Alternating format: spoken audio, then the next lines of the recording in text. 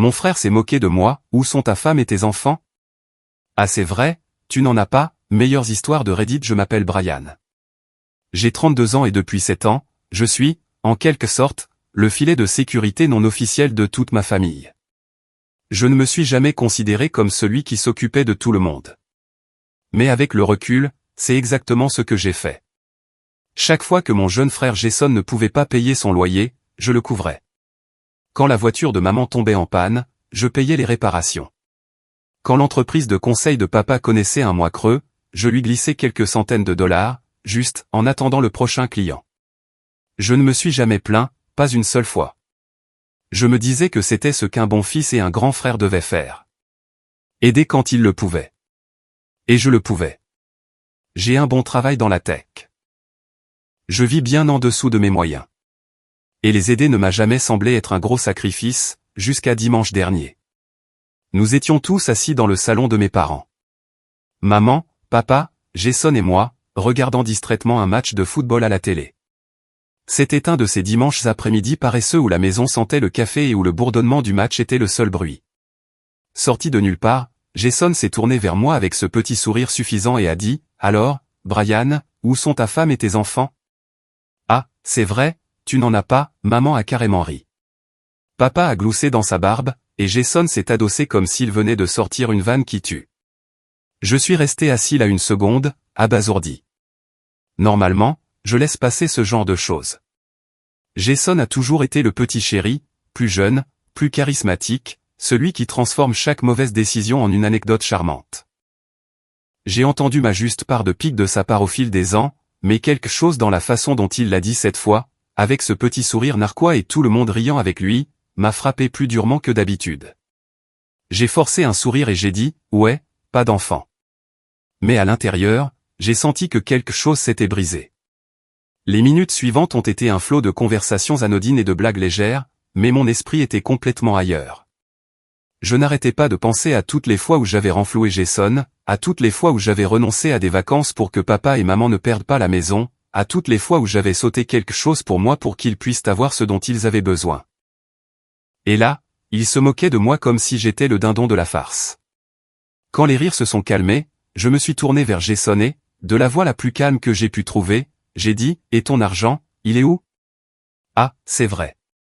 C'est moi qui te soutiens financièrement jusqu'à aujourd'hui. » Un silence de mort s'est abattu sur la pièce. Le sourire de Jason a vacillé. Les yeux de maman se sont écarquillés. Papa s'est penché en avant comme s'il n'était pas sûr d'avoir bien entendu. Je n'ai pas haussé la voix. Je n'ai pas crié, mais la façon dont je l'ai dit a eu l'effet d'un marteau sur la table basse.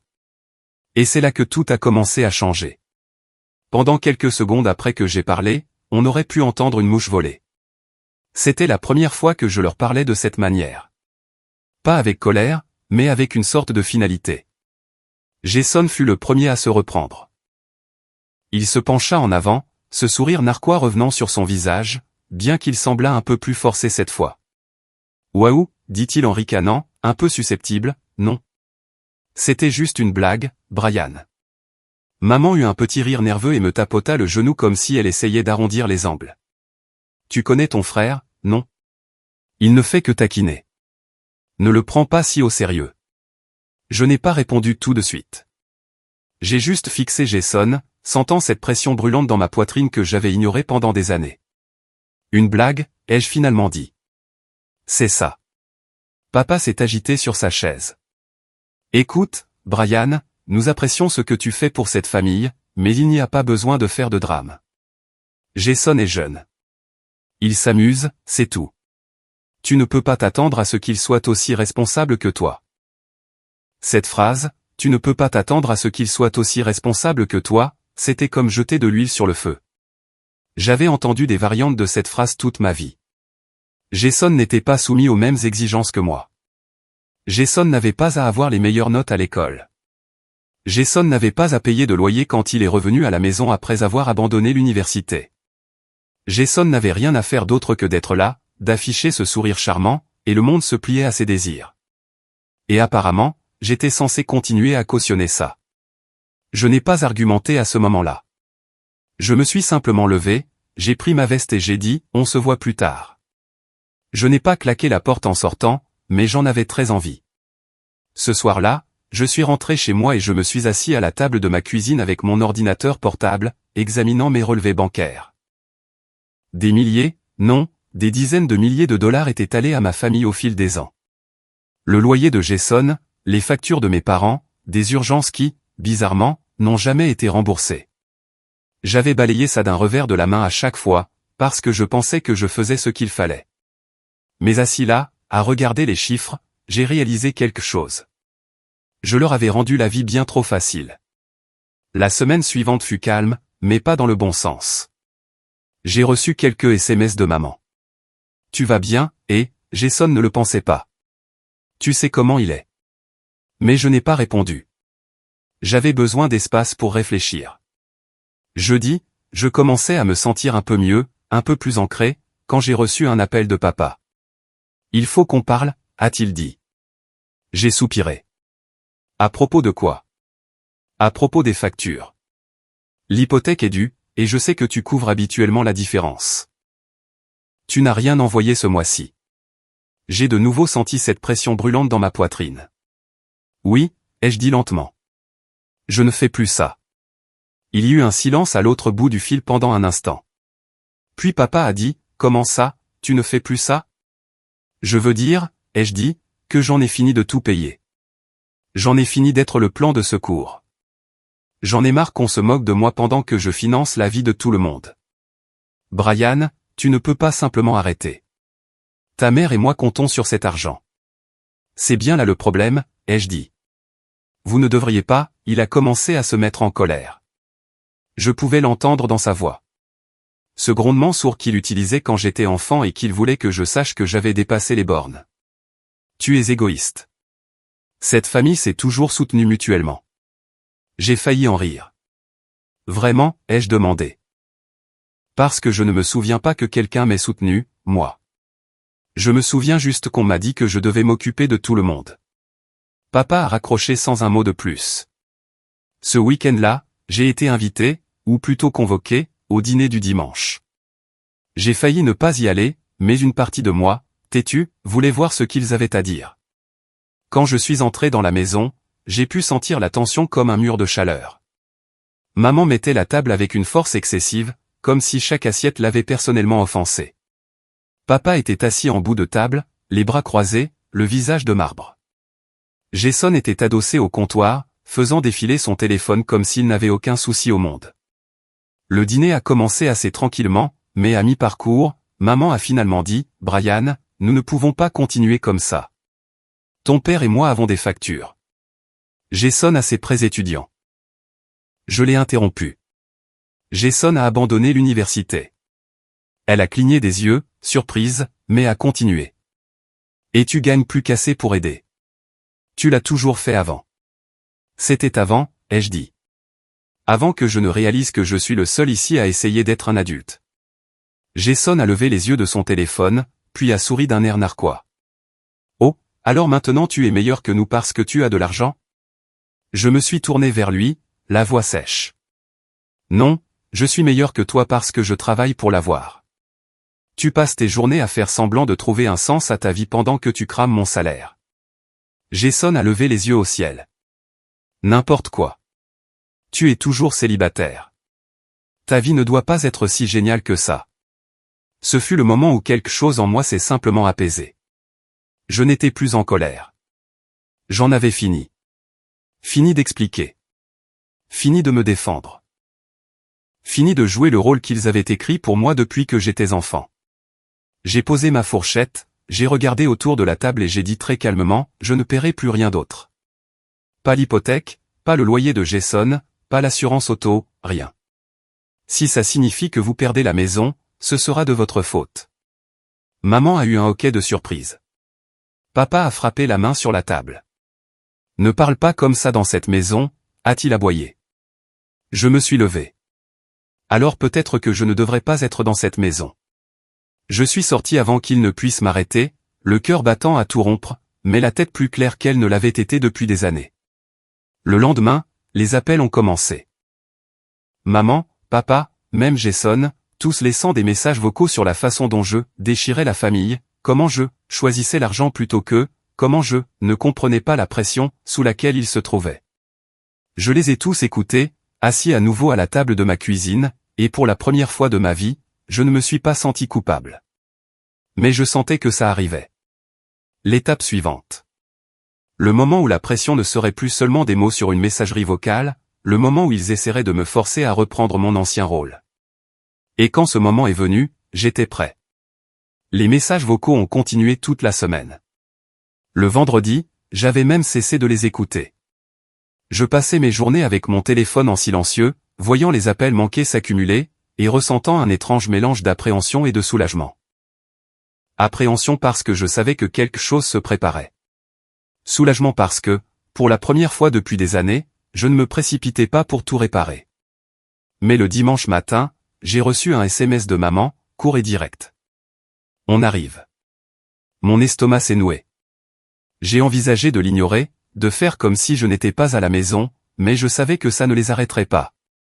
Et bien sûr, 20 minutes plus tard, j'ai entendu frapper à ma porte.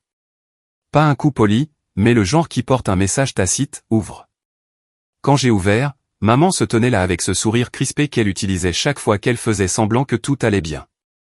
Papa était juste derrière elle, l'air sombre. Et Jason est entré en dernier, vêtu d'un sweat à capuche, l'air de tout juste sortir du lit. Brian, a dit maman en me dépassant pour entrer dans mon appartement. Il faut qu'on parle. J'ai fermé la porte et je les ai suivis dans le salon, où ils se sont tous assis comme s'ils étaient chez eux.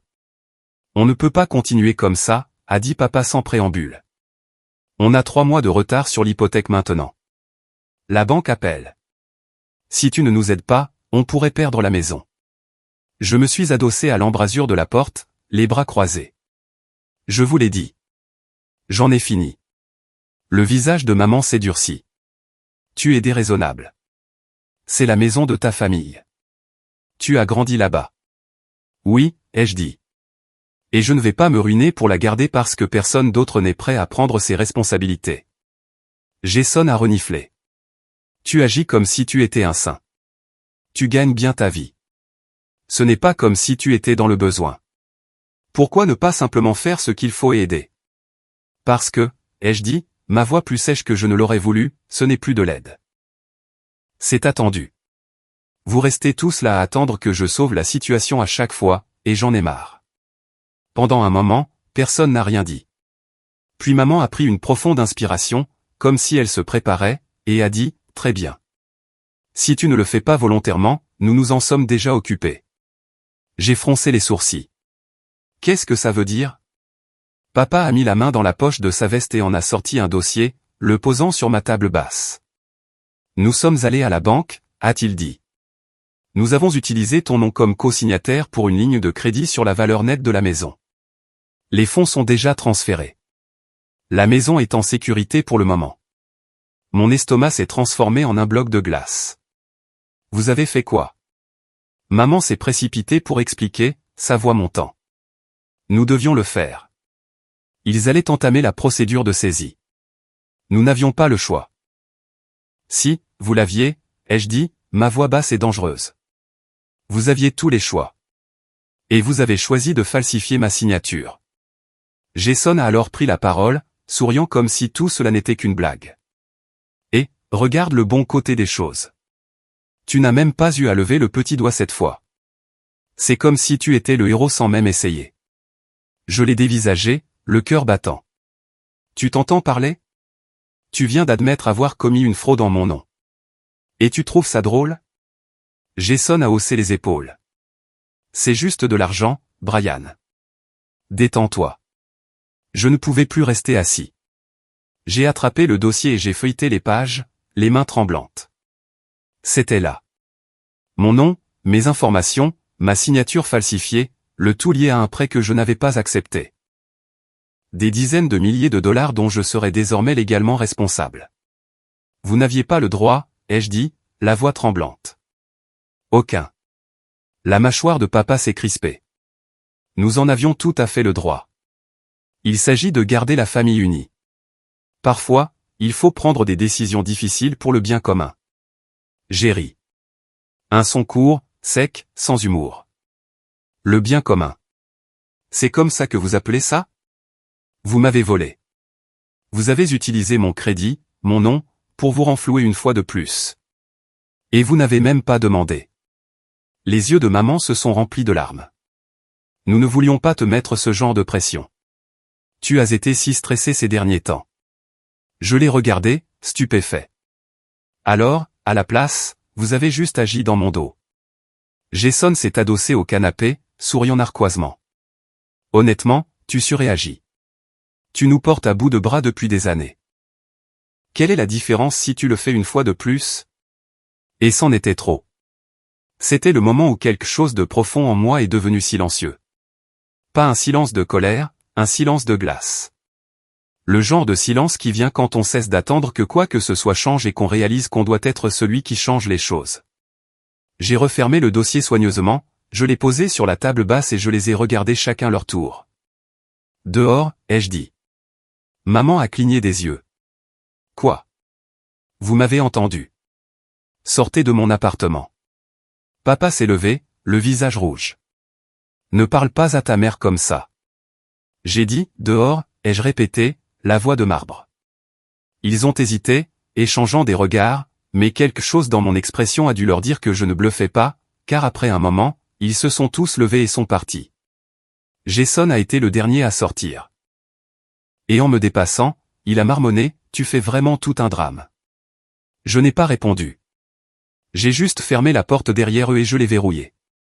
Puis je me suis assis sur le canapé, fixant le dossier comme s'il pouvait s'enflammer si je détournais le regard.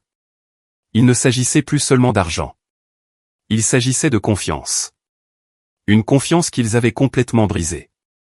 Et alors que j'étais assis là, dans le silence de mon appartement, j'ai réalisé quelque chose que je ne m'étais pas permis de penser avant. Ils n'allaient pas s'arrêter. Pas tant que je ne les y forcerais pas. Après leur départ, je suis resté assis dans mon salon pendant ce qui m'a semblé des heures. Le dossier était toujours posé sur la table basse, comme une sorte d'objet maudit. Chaque fois que je le regardais, mon estomac se nouait. Les chiffres me fixaient, le montant total du prêt, le taux d'intérêt, le calendrier de paiement, et ma signature falsifiée. Un rappel moqueur que ma famille avait franchi une ligne qui ne pourrait jamais être effacée. Cette nuit-là, je n'ai pas pu dormir. Je repassais la conversation en boucle dans ma tête. La façon dont maman avait dit « nous n'avions pas le choix », comme si c'était une excuse. La façon dont papa s'était tenu là, justifiant leur acte comme s'il était noble. La façon dont Jason avait ri, comme si tout cela n'était qu'un divertissement pour lui. Vers 2 heures du matin, je me suis levé, je suis allé à la cuisine, je me suis fait une tasse de thé que je n'ai même pas bu, et je me suis rassis à table. L'appartement était si silencieux que ça en devenait presque douloureux. J'avais toujours pensé être proche de ma famille. Peut-être pas émotionnellement, mais en termes de devoir, j'avais toujours été là quand ils avaient besoin de moi. Et maintenant, j'avais l'impression de ne même plus savoir qui ils étaient. Le lendemain matin, je me suis traîné au travail, mais j'étais à peine fonctionnel. Mes collègues ont probablement pensé que j'étais malade. Je suis resté assis à mon bureau, fixant mon écran, cliquant sur des emails sans les lire. Chaque fois que mon téléphone vibrait, ma poitrine se serrait. Le mardi, les messages vocaux étaient passés des supplications à la culpabilisation. Brian, c'est ta mère. Je n'arrive pas à croire que tu nous aies mis dehors comme ça. Ton père n'a pas dormi depuis 2 jours. Jason est stressé. Nous avons fait ce que nous devions faire. Tu comprendras quand tu auras ta propre famille. Celui-là a fait plus mal que je ne l'aurais cru. L'insinuation que je n'étais pas un vrai adulte parce que je n'avais ni femme ni enfant, la même chose pour laquelle Jason s'était moqué de moi, piquait plus que je ne voulais l'admettre. Mercredi, Jason m'a envoyé un SMS directement. Arrête de te comporter comme une victime. Tu vas bien. Paix et passe à autre chose. Je n'ai pas répondu, mais le jeudi, la pression a commencé à devenir insupportable. Ma poitrine était serrée toute la journée, ma tête me lançait, mon estomac était noué. Je me suis couché tôt, mais je suis resté là, à regarder le plafond, me demandant comment on en était arrivé là. Comment j'étais passé de la personne fiable à l'ennemi en l'espace d'une semaine. Ce week-end-là, je suis passé en voiture devant la maison de mes parents, juste pour voir si elle était toujours là. Je ne sais même pas pourquoi. Peut-être pour me convaincre que tout cela était bien réel. Les lumières étaient allumées. La voiture de Jason était dans l'allée. Tout semblait normal de l'extérieur, mais je savais que ce n'était pas le cas. À l'intérieur de cette maison, il parlait probablement de moi, transformant l'histoire en un récit où j'étais le méchant qui les avait abandonnés. Je ne me suis pas arrêté. J'ai juste continué à rouler, dépassant la maison, dépassant les limites de la ville, jusqu'à ce que je me retrouve à un belvédère désert d'où l'on pouvait voir toute la vallée. Je suis resté assis là un long moment, moteur éteint, à regarder le soleil se coucher. C'était mon point le plus bas. Assis dans le noir, seul dans ma voiture, réalisant que les gens pour qui je m'étais sacrifié, les gens que je pensais protéger, ne m'avaient jamais vraiment respecté. Ils me voyaient comme une ressource, pas comme une personne. Un portefeuille sur pattes. Je suis rentré chez moi ce soir-là et j'ai pris une décision. Je n'allais pas arranger ça. Pas cette fois, pas pour eux. Au lieu de cela, j'ai sorti mon ordinateur portable et j'ai commencé à faire des recherches. J'ai lu tout ce que je pouvais sur ce qu'il fallait faire si votre identité est utilisée sans votre consentement. J'ai appelé ma banque le lendemain matin et j'ai demandé à parler à leur service de lutte contre la fraude. J'ai expliqué ce qui s'était passé, calmement, posément, et j'ai demandé quelles étaient mes options. La femme au téléphone était sympathique mais directe. C'était compliqué. Parce que mon nom et mes informations avaient été utilisés, et parce que c'était mes parents qui l'avaient fait, cela impliquerait des dépôts de plainte, des procédures judiciaires, peut-être même un procès. Quand j'ai raccroché, je suis resté assis là, laissant cela s'imprégner.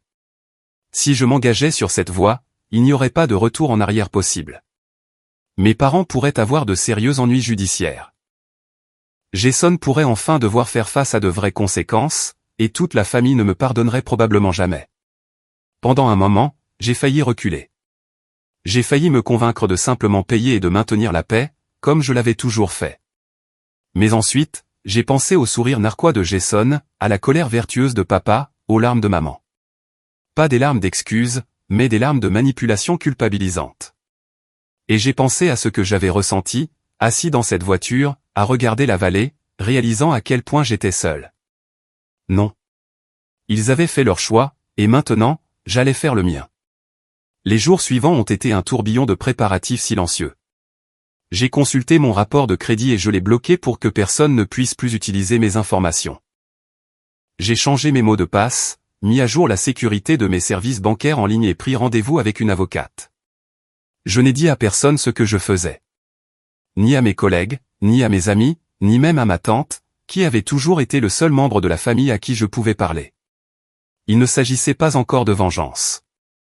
Il s'agissait de survie, de reprendre enfin le contrôle de ma propre vie. Mais au fond de moi, alors que je rassemblais des documents et que je notais tout, je sentais quelque chose de plus sombre grandir. Une colère tranquille, patiente et constante, attendant le bon moment pour frapper. Et je savais que ce moment approchait. Rencontrer l'avocate a été la première étape, et c'était comme entrer dans un nouveau monde. Elle s'appelait Rachel et elle avait la présence calme et mesurée de quelqu'un qui a vu toutes sortes de drames familiaux imaginables. Je me suis assis en face d'elle dans son bureau, serrant le dossier que mes parents avaient laissé dans mon appartement comme s'il était radioactif. « Brian, dit-elle après avoir examiné les papiers, c'est grave. Ce que vos parents ont fait n'est pas seulement contraire à l'éthique, c'est criminel. Falsification de signature, fraude, usurpation d'identité. Vous avez tout à fait le droit de contester cela. » J'ai hoché la tête lentement, la poitrine serrée, mais pas de panique cette fois. Je ne veux pas les détruire, ai-je dit. Je veux juste que mon nom soit blanchi. Je veux qu'ils comprennent qu'ils ne peuvent plus me faire ça. Rachel s'est adossée à sa chaise, réfléchissant. Alors, nous allons aborder cela de manière stratégique. Nous pouvons d'abord envoyer une mise en demeure. Notifiez formellement la banque que vous n'avez pas autorisé ce prêt. Cela déclenchera une enquête. Cela seul mettra la pression sur eux. Si vos parents ne règlent pas le problème, nous passerons à l'étape judiciaire. Entendre cela exposé de cette manière m'a donné une étrange clarté. Pendant si longtemps, j'avais eu l'impression de réagir à leurs actions, de me précipiter pour réparer la catastrophe qu'ils avaient créée. Maintenant, pour la première fois, j'avais l'impression d'avoir une longueur d'avance sur eux, d'avoir le dessus. Quand j'ai quitté son bureau, l'air semblait différent, plus léger. Cette semaine-là, je me suis jeté dans le travail comme un possédé. J'avais fait du surplace pendant des mois, venant au bureau, faisant le strict minimum, rentrant chez moi épuisé par le fardeau émotionnel de ma famille. Mais maintenant, j'avais un but en dehors d'eux, et ça se voyait. J'ai terminé un gros projet qui traînait à moitié sur mon bureau, je suis resté tard quelques soirs pour aider mon équipe à respecter une échéance, et le vendredi, mon manager m'a appelé dans son bureau. « Brian, c'est un excellent travail », a-t-il dit, tenant le rapport que je venais de terminer. « J'ai remarqué un vrai changement en toi ces derniers temps. Quoi qu'il se passe, continue comme ça. » Je suis sorti de cette réunion avec un sourire que je n'avais pas eu depuis des mois. Pour la première fois, ma vie ne consistait pas seulement à maintenir ma famille à flot. Elle consistait à construire quelque chose pour moi. J'ai aussi commencé à mieux prendre soin de moi. J'ai nettoyé mon appartement jusqu'à ce qu'il ressemble à un nouveau départ, j'ai rempli mon frigo de vrais aliments au lieu de plats à emporter, et je me suis même inscrit à une salle de sport, ce que je remettais à plus tard depuis des années. Chaque soir, j'allais courir ou soulever des poids, sentant le stress s'évacuer de moi, une répétition à la fois. Pendant ce temps, Rachel a envoyé la mise en demeure. La banque a accusé réception dans les 2 jours, et c'est là que les choses ont commencé à bouger. Le prêt a été signalé pour enquête. J'ai reçu un appel du service des fraudes. Cette fois, non pas en tant que type qui essaie de savoir quoi faire, mais en tant que personne qui prend des mesures décisives. C'est exactement la bonne démarche, m'a dit le représentant. Une fois que nous aurons vérifié que la signature a été falsifiée, nous pourrons vous décharger de toute responsabilité. Entendre ces mots, c'était comme prendre ma première grande bouffée d'air depuis des semaines. Bien sûr, ma famille ne l'a pas bien pris. Maman a appelé en pleurant. « Brian, comment as-tu pu faire ça ? La banque nous a appelés. Sais-tu ce que tu nous fais subir ? » J'ai écouté calmement, puis j'ai dit « oui. » Exactement ce que vous m'avez fait subir. Elle est devenue silencieuse après ça. Jason m'a envoyé une série de SMS en colère, la plupart disant des choses comme « tu es en train de tout gâcher » et « si la maison est saisie, ce sera de ta faute ». Je n'ai répondu à aucun d'entre eux. Au lieu de cela, j'ai commencé à me préparer tranquillement pour la suite. J'ai ouvert un compte d'épargne séparé, y ai transféré une partie de mon argent et mis en place des virements automatiques pour le faire fructifier encore plus vite. J'ai mis à jour mon testament et mes bénéficiaires, chose que je n'avais jamais pris la peine de faire, et j'ai même consulté un conseiller financier. Votre situation n'est pas rare, a dit le conseiller lorsque j'ai expliqué pourquoi je voulais protéger mes actifs. Beaucoup de personnes ayant des familles financièrement dépendantes ne réalisent pas qu'elles doivent se protéger légalement jusqu'à ce qu'il soit trop tard. Vous faites ce qu'il faut. Je suis sorti de cette réunion avec plus qu'une simple tranquillité d'esprit. J'avais un plan. Et au fil des semaines, les choses n'ont cessé de s'améliorer. J'ai eu une augmentation au travail. Rien d'énorme, mais assez pour sentir que mes efforts payaient. J'ai recommencé à dormir toute la nuit. La pression dans ma poitrine s'est relâchée.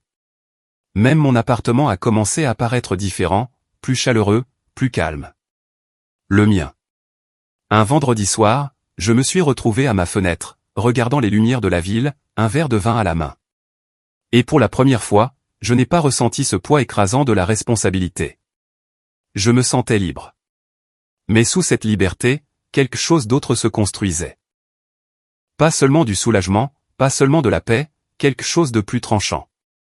Parce que chaque message vocal de mes parents, chaque SMS passif-agressif de Jason, chaque tentative de me faire sentir coupable était du carburant. Et je ne l'ignorais plus seulement. Je le collectionnais. J'ai commencé à sauvegarder chaque message vocal, chaque SMS. Rachel m'avait dit de tout conserver. Et je l'ai fait. Pas seulement parce que c'était judicieux sur le plan juridique, mais parce que chacun d'eux me rappelait pourquoi je faisais cela. Il ne s'agissait plus d'argent. Il s'agissait de tracer une ligne. De m'assurer qu'ils comprenaient que s'ils me trahissaient à nouveau, il y aurait des conséquences. Et plus j'y pensais, plus je réalisais que je n'allais pas seulement les arrêter cette fois. J'allais m'assurer qu'ils n'essaieraient plus jamais. Au moment où l'enquête de la banque sur la fraude a vraiment commencé, j'avais déjà adopté un état d'esprit complètement différent. Le Brian qui paniquait chaque fois que son téléphone s'allumait avec un appel de la famille était parti. Je ne courais plus pour éteindre des incendies. J'amassais tranquillement les munitions, planifiant exactement comment allumer la mèche le moment venu. Un jeudi matin, j'ai reçu un email de la banque confirmant qu'ils avaient envoyé des échantillons d'écriture et des documents à un analyste graphologue. Les mots « suspicion de falsification » étaient là, en noir sur blanc, attachés à mon numéro de dossier. J'ai transféré l'email à Rachel, qui m'a appelé presque immédiatement. « C'est une bonne nouvelle », a-t-elle dit. « Cela signifie que la banque prend cela au sérieux. Une fois que le rapport reviendra, nous pourrons demander que votre nom soit entièrement retiré du prêt. Et si vos parents sont intelligents, ils le refinanceront eux-mêmes avant que ça n'aille plus loin. Pensez-vous qu'ils le feront ? Ai-je demandé. Il y a eu une pause. Puis Rachel a dit, s'ils ne le font pas, ils vont se retrouver dans une situation très inconfortable. Je l'ai remercié, j'ai raccroché et je me suis adossé à ma chaise en réfléchissant. L'ancien moi aurait peut-être ressenti un pincement de culpabilité en entendant cela. Le nouveau moi a ressenti quelque chose de plus proche de la satisfaction. Mais il ne s'agissait plus seulement de blanchir mon nom. Je voulais m'assurer qu'il ne me mettrait plus jamais dans cette position. Alors, j'ai commencé à creuser. Prudemment, méthodiquement. D'abord, j'ai vérifié les registres de propriété du comté. Il s'est avéré que la maison de mes parents n'était pas seulement en retard sur l'hypothèque.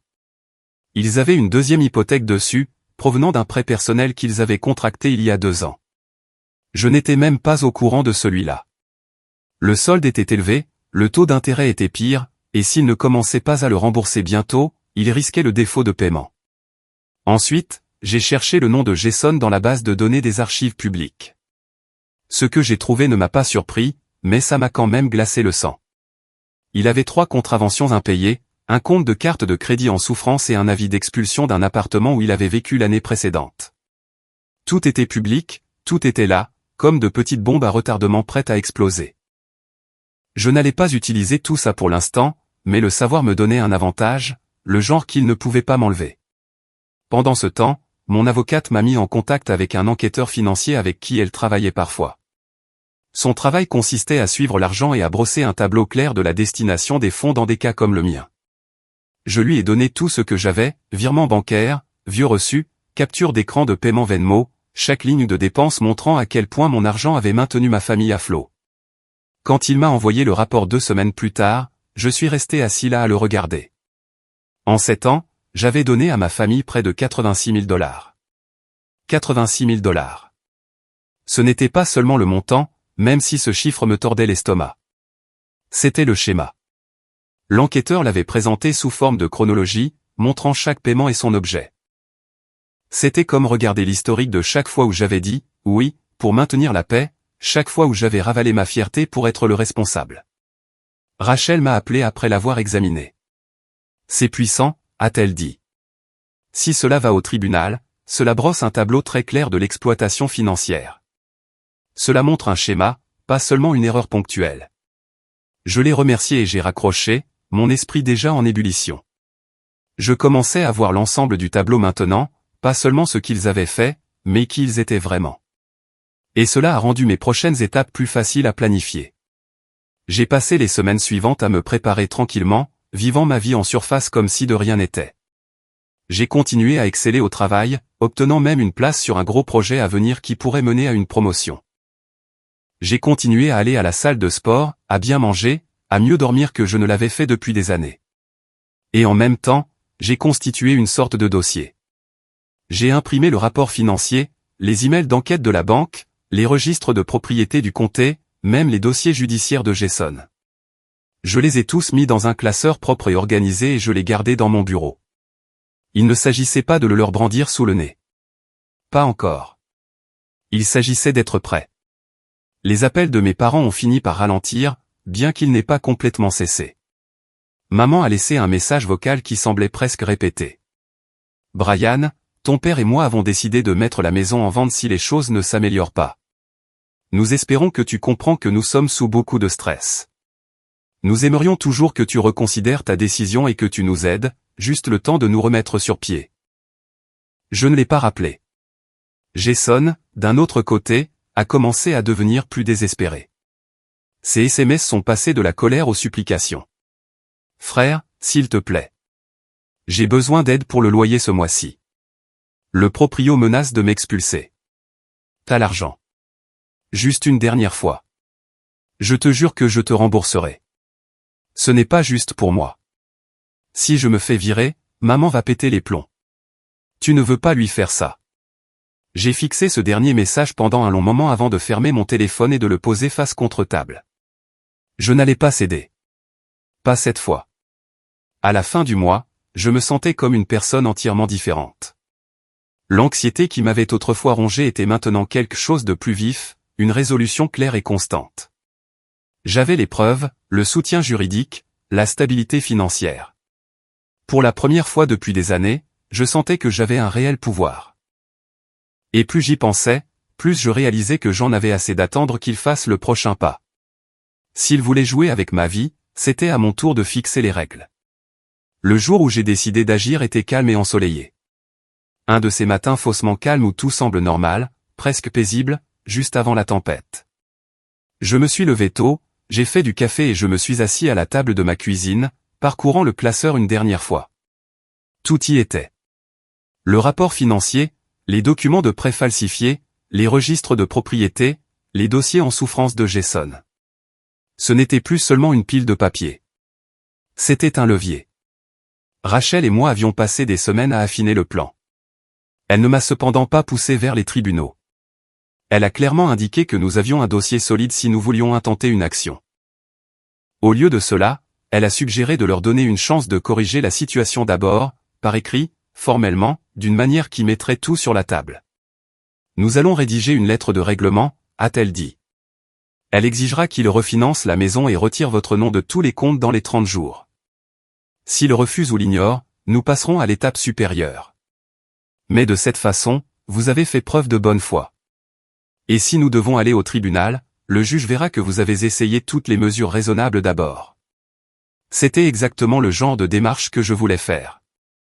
Calme, stratégique, inébranlable. La lettre est partie un lundi.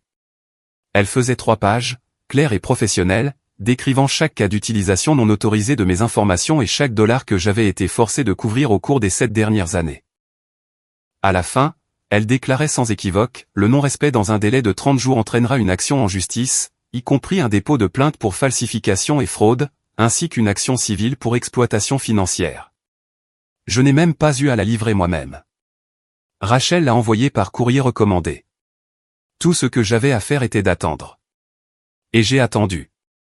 Le premier appel est venu de maman 2 jours plus tard. « Brian, qu'est-ce que c'est que ça ? Nous venons de recevoir la lettre de ton avocate. » « Ce n'est pas une lettre de ma part, ai-je dit d'un ton égal. C'est de mon avocate.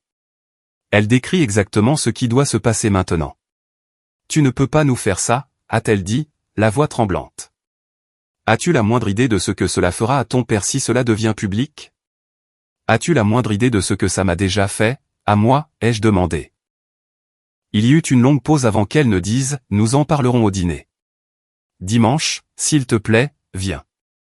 J'ai failli dire non. Mais j'ai alors réalisé que c'était exactement le moment pour lequel je m'étais préparé. Le dimanche est arrivé et je suis arrivé à l'heure, classeur en main. La maison semblait plus petite que dans mes souvenirs, encombrée, un peu défraîchie, comme si la tension des derniers mois s'était installée dans les murs. Maman et papa attendaient à la table de la cuisine. Jason était affalé sur une chaise sur le côté. « Brian, » a commencé papa. « C'est ridicule.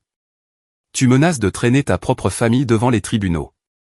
Pour de l'argent ? » ?»« Non, » ai-je dit calmement, posant le classeur sur la table. « Pour fraude. Pour 7 ans à être utilisé comme un distributeur automatique personnel. Pour le fait que vous avez pensé que falsifier mon nom était une solution acceptable à vos problèmes. » Jason a levé les yeux au ciel. Et c'est reparti. J'ai ouvert le classeur et j'ai fait glisser le rapport financier sur la table vers eux. Voici chaque paiement que j'ai fait pour vous depuis que j'ai 25 ans. Près de 86 000 $. Loyer, hypothèque, services publics, réparation de voitures, urgence. Je vous ai maintenu à flot pendant que Jason se cherchait, pendant que vous deux continuiez à prendre des prêts que vous ne pouviez pas rembourser. Et je n'ai jamais demandé un centime en retour. Le visage de maman est devenu blême. J'ai ensuite sorti les documents de prêt falsifiés et je les ai posés sur le rapport. Mais ça. C'est là que ça a cessé d'être de l'aide et que c'est devenu du vol. La mâchoire de papa a tressauté, mais il n'a rien dit. Puis j'ai regardé Jason. Et toi? Tu penses que tout ça est une grosse blague? Tu penses que tu peux continuer à m'appeler chaque fois que tu es à court d'argent et que je vais juste te renflouer à nouveau? Mais voilà le truc. J'ai tous les avis d'expulsion à ton nom, chaque facture impayée, chaque compte en souffrance. Je sais exactement à quel point tu es endetté. Le sourire narquois de Jason a vacillé. Je me suis adossé à ma chaise, calme, stable. Voici ce qui va se passer. Vous allez refinancer la maison et retirer mon nom du prêt dans les 30 jours. Vous allez cesser d'utiliser mes informations pour quoi que ce soit, et vous ne me demanderez plus jamais d'argent. Si vous le faites, je dépose ce classeur au tribunal et vous trois pourrez vous expliquer à un juge. Silence. Finalement, maman a parlé, la voix faible. Et si nous ne pouvons pas refinancer? J'ai croisé son regard. Alors vous perdez la maison. Et ce sera de votre faute, pas de la mienne. Jason a marmonné quelque chose dans sa barbe, mais un regard sévère de papa l'a fait taire. Je me suis levé, j'ai récupéré mon classeur et je me suis dirigé vers la porte. Vous avez 30 jours, ai-je dit, me retournant une dernière fois. Utilisez-les à bon escient. En partant, je ne me sentais pas triomphant. Pas exactement. Pas encore. Mais je me sentais quelque chose de mieux. Je me sentais en contrôle. Et alors que je rentrais chez moi, un calme étrange s'est emparé de moi. Quoi qu'il arrive ensuite, ce serait selon mes termes. Les 30 jours qui ont suivi ont été calmes, d'un calme troublant. Pas d'appels, pas de SMS, pas de messages vocaux culpabilisants. Pour la première fois depuis des années, mon téléphone ne s'illuminait pas de drames familiaux toutes les quelques heures. Au début, c'était presque désorientant. Puis, lentement, j'ai commencé à apprécier. C'était paisible, comme respirer de l'air frais après avoir vécu trop longtemps dans une pièce enfumée. Rachel m'appelait chaque semaine, me tenant au courant des progrès de la banque. 2 semaines plus tard, elle m'a appelé avec la nouvelle que j'attendais. L'analyse graphologique est revenue. La signature a été confirmée comme étant une falsification. Vous êtes officiellement dégagé de toute responsabilité pour le prêt. Ils vous enverront une lettre officielle dans les prochains jours. Je suis resté assis à mon bureau, tenant le téléphone à mon oreille, sentant quelque chose se détendre dans ma poitrine. Alors c'est tout? C'est tout, a dit Rachel. À partir de là, la banque tiendra vos parents responsables de la dette. Qu'ils refinancent ou non, c'est leur décision. Ce soir-là, je me suis versé un verre de vin et je me suis assis sur mon balcon, regardant les lumières de la ville avec un étrange mélange de soulagement et d'anticipation. Le poids que je portais depuis des années avait enfin été levé. Je n'étais pas seulement libre. J'étais intouchable. Et puis, les vraies retombées ont commencé. 2 jours plus tard, maman a appelé. Comme je n'ai pas répondu, elle a laissé un message vocal, la voix tremblante. Ils ont appelé, Brian. La banque a appelé. Ils ont dit que le prêt est maintenant uniquement à nos noms. Nous ne pouvons pas faire les paiements. Ton père parle de vendre la maison. Je ne sais pas ce que nous allons faire. J'ai écouté le message 2 fois, puis je l'ai supprimé. Je ne me sentais pas suffisant. Pas vraiment. Mais je ne me sentais pas coupable non plus. Ils s'étaient mis eux-mêmes dans cette situation. À la 4e semaine, la maison avait été officiellement mise en vente. Je l'ai appris non pas par eux, mais par les registres de propriété que je surveillais tranquillement. Ils ont dû la mettre à un prix bas car elle a rapidement trouvé preneur. Le dimanche suivant, maman m'a de nouveau envoyé un SMS. Dîner une dernière fois. S'il te plaît, viens. J'ai hésité un long moment avant d'accepter. Non pas parce que je pensais qu'il le méritait, mais parce que je voulais aller jusqu'au bout. Quand je suis arrivé, la maison était à moitié vide. Des cartons s'alignaient dans le couloir. Des meubles manquaient dans le salon, et il y avait une atmosphère de finalité dans l'air. Maman avait l'air fatiguée, plus âgée en quelque sorte.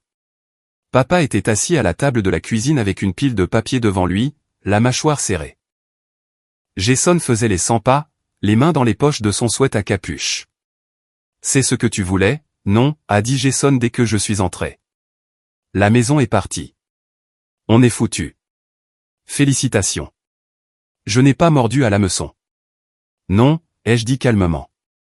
C'est ce que vous avez choisi. Je vous ai donné 30 jours pour régler ça sans perdre la maison. Vous ne l'avez pas fait. Maman s'est assise lourdement, les yeux vitreux. Nous n'avons pas pu obtenir de refinancement sans toi.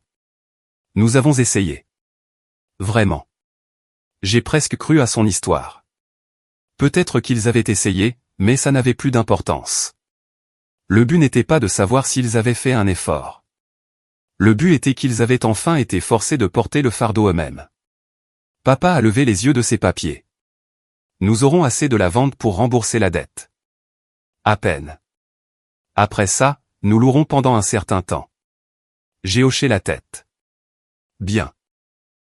C'est ce que font les adultes responsables. Ils vivent selon leurs moyens. Jason a reniflé. Facile à dire pour toi. Tu as toujours eu de l'argent. Je me suis tourné vers lui, ma voix plus sèche maintenant. J'avais de l'argent parce que je travaillais pour l'avoir. Parce que je ne le dilapidais pas dans des vacances que je ne pouvais pas me permettre, ou en maximisant mes cartes de crédit, ou en ignorant mes factures jusqu'à ce que quelqu'un d'autre doive les payer. Jason a détourné le regard, le visage rouge. La voix de maman était faible. Alors c'est tout, c'est fini? Tu nous coupes vraiment les ponts? J'ai pris une profonde inspiration. Je ne vous coupe pas les ponts. Je prends simplement du recul. Je ne suis plus votre filet de sécurité. Si vous tombez, vous tombez. Et vous vous débrouillerez pour vous relever sans m'appeler. Le silence s'est installé dans la cuisine.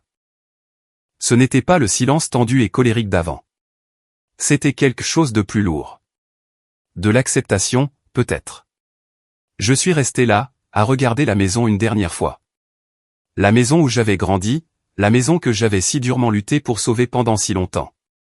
Vous savez, ai-je dit doucement, je pensais que c'était mon travail de maintenir cette maison debout, de vous maintenir tous debout. Mais peut-être que c'est ce qui devait arriver. Peut-être que la perdre est ce qui nous forcera enfin tous à grandir. Personne n'a rien dit. Je me suis dirigé vers la porte d'entrée, la main sur la poignée, puis je me suis retourné une dernière fois. C'est la dernière fois que je viens ici. Le prochain chapitre de ma vie n'inclut pas cette maison, ni la version de moi qui y vivait. Si vous voulez faire partie de ce prochain chapitre, ce devra être à des conditions différentes, des conditions égales. Et sur ce, je suis parti. En m'éloignant en voiture, j'ai ressenti un étrange mélange de chagrin et de soulagement. La maison était partie, mais le fardeau que j'avais porté avec elle aussi. Pour la première fois depuis des années, mon avenir m'appartenait entièrement. En rentrant chez moi, j'ai remis le classeur dans le tiroir de mon bureau. Pas par dépit, pas comme une menace, juste comme un rappel. Un enregistrement de là où j'avais été, de ce que j'avais survécu, et de ce que j'avais finalement laissé derrière moi. En fermant le tiroir, j'ai aperçu mon reflet dans la fenêtre sombre et j'ai vu quelque chose que je n'avais pas vu depuis longtemps. Je souriais.